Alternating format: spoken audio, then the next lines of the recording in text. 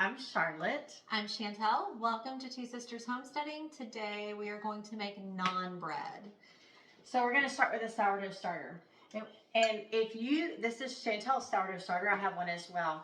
And so there are lots of recipes that call for sourdough discard. And lots of people are confused about what's the discard. So we're just going to take some out and that's discard. There's no difference in your discard or your starter. You simply discard some so that you can continue to feed this with your flour and water, and you make something with your discard. Right, so sometimes we'll do recipes where you need to have freshly fed sourdough starter, like my bread. Always I've fed it within 12 hours. When a discard recipe is discard, it just doesn't matter. So we're going to start with a half a cup of discard. I'm just going to pour it right here into this measuring cup and then throw it into our stand mixer. And I believe we have a dough hook on our stand mixer. Is that right? We do have a dough hook right here ready to go. So half a cup, and it's okay if it's a little heavy, like it's a little more than it, you know, on a heaping half a cup. Lift this up so we don't make a mess. That's fine. And so we're also going to do a 1/4 cup of Greek yogurt. So I have a plain Greek yogurt here. We're going to do a 1/4 cup of that. And I'm just going to kind of do my best to level that out and get a 1/4 cup of that in there. And while you're getting the rest of that starter out, we're going to also do a half a cup of milk. I don't use milk at my house, regular milk. I use almond milk. That's okay. We're going to do a half cup of almond milk right inside there.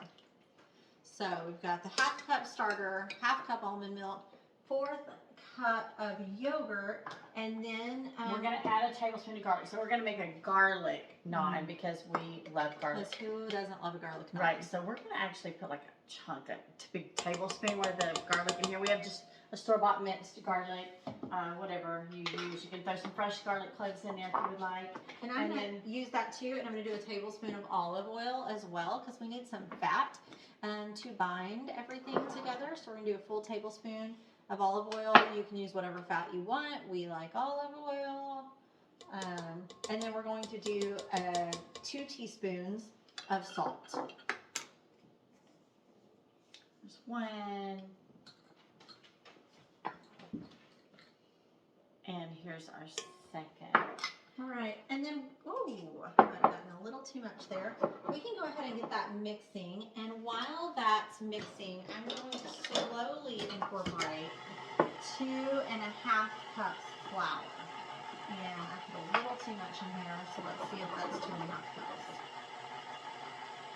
Right, Ollie? That's about 2.5 cups. So 2.5 cups flour, and we're going to just let that incorporate while it mixes. And I'll just dump it right on top.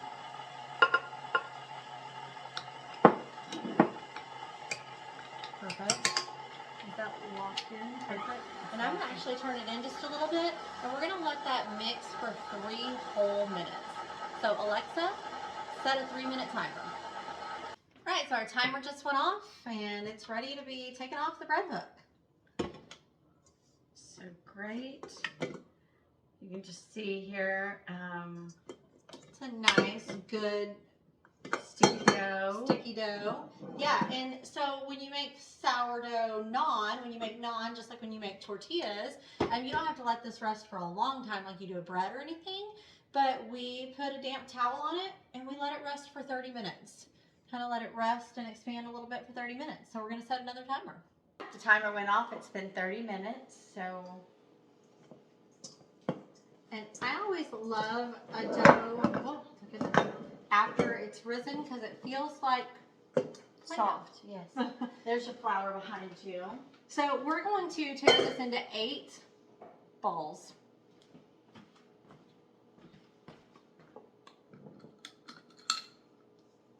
I'm going to dust the countertop here with just a little flour so that we can roll these out. And then just going to roll here. I'm going to also just rub the rolling pin down so that we don't stick to the rolling pin. And then we want it to be, so we don't really care the shape, circular, squarish, it doesn't matter. Kind of circular-ish. And we don't want it too thin, but it is going to puff up as we cook it. It's going to be bigger than an average piece of naan when you start. Right, because it also will shrink up a little bit inside. Just a little bit more here, so we can stretch it a little more. I think it looks pretty good. Just shake that excess flour off and throw it in a pan of oil. All right, we've got a couple pans of hot oil going here, and we're just gonna get this naan cooked on both sides. We're gonna let it puff up just like a tortilla. And when it starts to puff up, we'll flip it to the other side.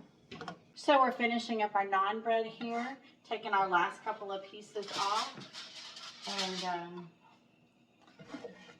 beautiful. Ready to eat in a little bit with our hummus.